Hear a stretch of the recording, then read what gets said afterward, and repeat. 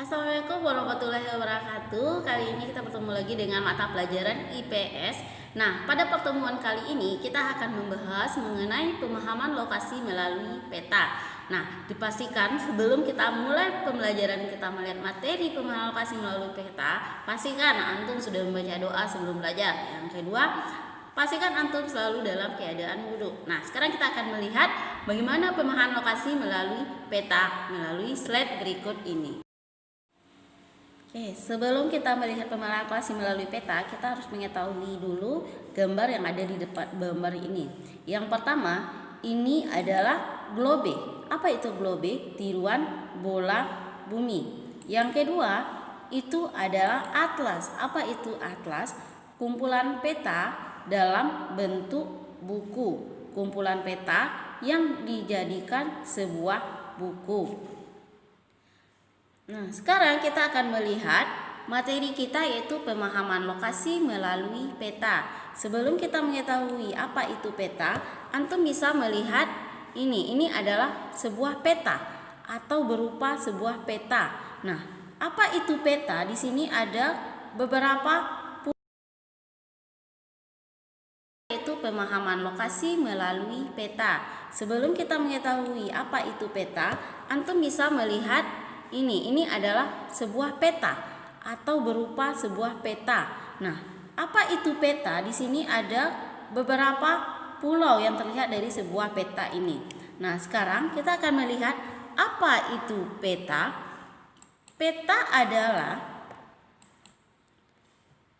adalah gambaran dari permukaan bumi pada suatu bidang datar dan diperkecil menggunakan skala.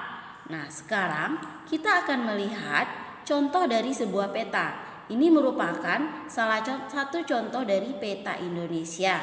Nah, yang berikutnya kita akan melihat dalam pembuatan peta itu ada namanya komponen peta. Nah, apa saja yang termasuk dalam komponen pembuatan sebuah peta? Nah, yang pertama itu ada judul peta. Judul peta itu menunjukkan isi dari suatu peta. Misalnya saja, judul petanya adalah peta Provinsi Bali. Nah, seperti ini. Nah, peta Provinsi Bali.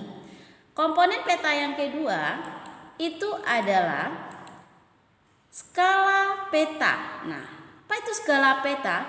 Perbandingan jarak di peta dengan jarak sesungguhnya di lapangan. Seperti contoh, skala 1 berbanding 1 juta. Nah, berarti 1 cm di peta dibandingkan dengan 1 juta di lapangan.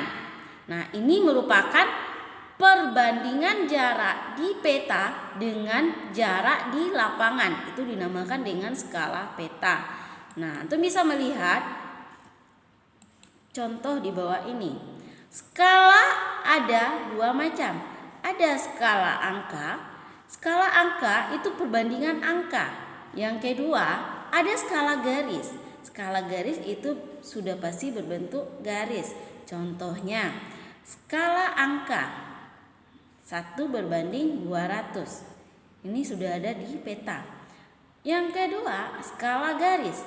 Skala garis dia pasti berbentuk garis. Nah, ini dia contohnya. Oke, kita masuk yang ketiga.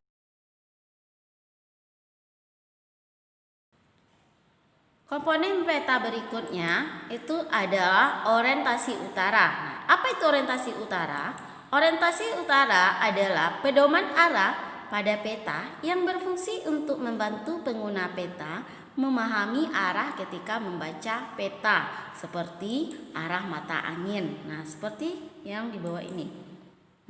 Ada utara, selatan, barat, timur. Nah, ini ada keterangannya di samping. Nah, ini sebagai contoh. Komponen peta yang berikutnya itu adalah simbol peta. Simbol peta itu adalah tanda khusus pada suatu peta yang dapat mewakili objek yang dipetakan yang mana dengan simbol tersebut, bagi orang yang melihat peta akan mudah dalam memahami isi dari peta. Nah, kita akan melihat macam-macam dari simbol. Nah, ada simbol titik, simbol garis, simbol warna, dan simbol area seperti contoh di bawah ini. Nah, ini beberapa contoh simbol yang terdapat di dalam peta. Yang pertama simbol titik. Kalau simbol titik, dia akan menggambarkan kota, gunung, objek-objek penting lainnya. Yang kedua, simbol garis. Simbol garis dia akan menggambarkan sungai, jalan, rel, dan batas wilayah. Yang ketiga, simbol warna.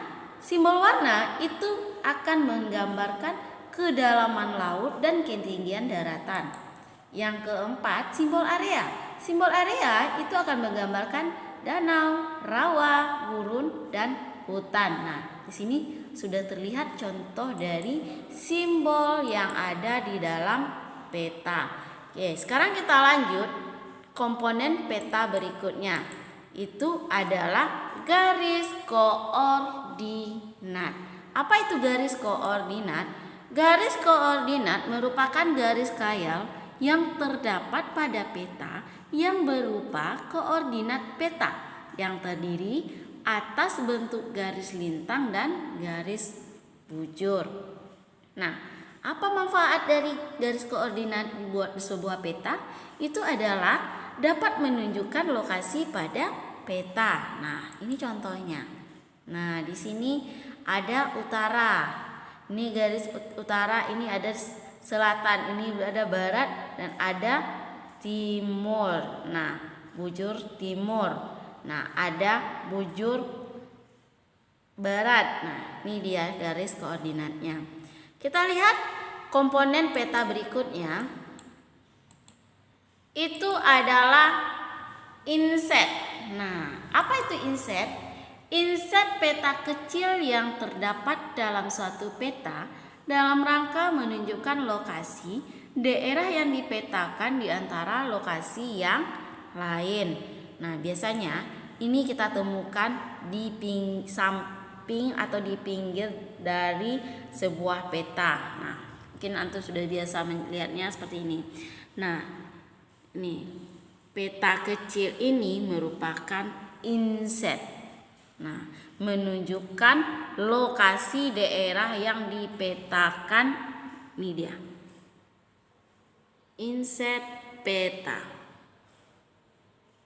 Oke. Yang berikutnya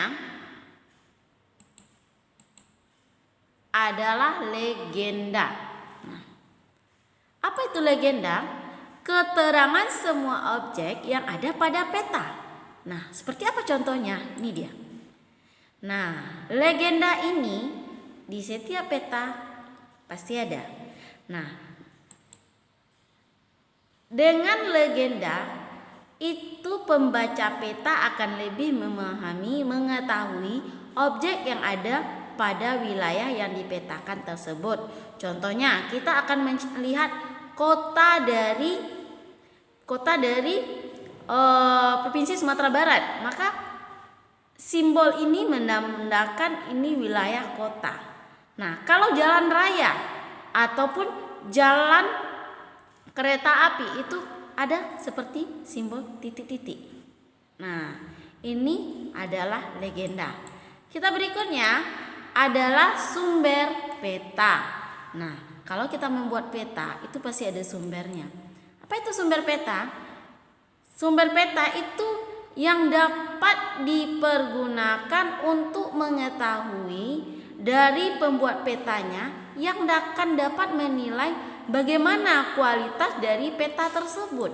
Nah, contohnya peta Indonesia atau peta rupa bumi Indonesia itu sumbernya dari peta lereng Kecamatan Cepogo.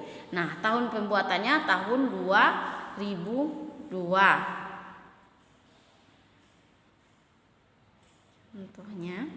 Contoh dari sumber peta.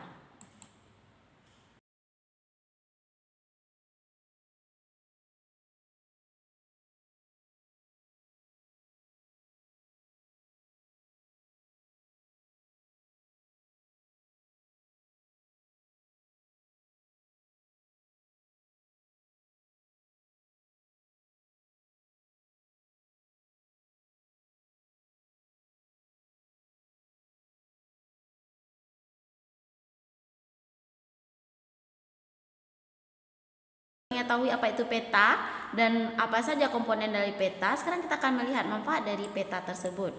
Nah, ini dia. Manfaat dari peta yang pertama menunjukkan lokasi suatu tempat di permukaan bumi.